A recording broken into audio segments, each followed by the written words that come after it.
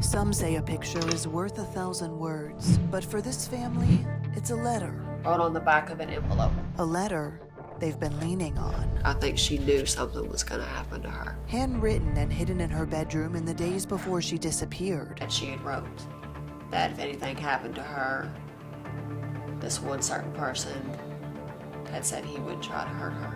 31-year-old Lisa Green's family believes she had some sort of warning of what was to come. I think that when Lisa walked out of that house, she died that day.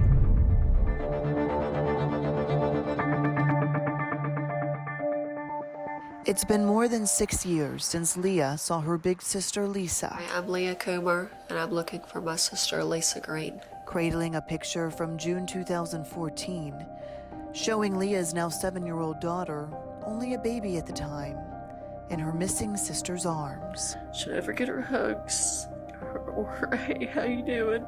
She got robbed of that. That's not fair.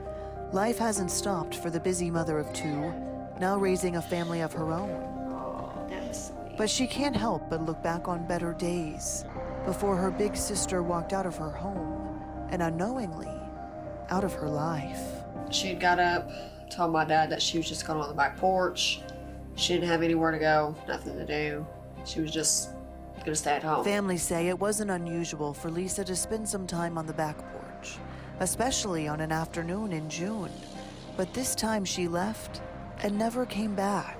They said I think we had to wait 48 to 72 hours before we could file a missing persons report. So we waited. My dad filed it. That's when LMPD took on the case. One of the first things that happens is we try to establish a pattern why a person's missing. And what we have to decide is, are they missing or did something sinister happen? Detectives collected DNA samples from Lisa's room. My dad had gave her Lisa's hair out of her hairbrush, a piece of Lisa's clothing, and we'll put this in, name us, run her, we'll see what we can find. Nothing. It wasn't only detectives running into roadblocks in the investigation, but also Lisa's family, who had started putting up flyers. Every time we would post them, they would get tore down. It's like someone knew something or they didn't want it to be posted. And there was a certain someone who caught their attention. The person mentioned in Lisa's letter. It was a friend of her and her boyfriend's. But police say while that may have been a person of interest, they would need proof to make him anything more. Sometimes what may be evidence is not evidence, not unless you have something else to corroborate it with. And certainly we would look at that and look at that individual or individuals that may be. But you also have to have a time and a place to put them there. Much like that letter, no lead ever led to Lisa.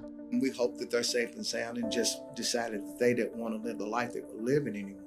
Unfortunately, sometimes that can end in tragedy. Now, the family prepares for yet another season without her. Like Thanksgiving and Christmas was Lisa's favorite holidays. Facing a reality that's too painful to put into words. As bad as we want her to come home, I don't think she's going to.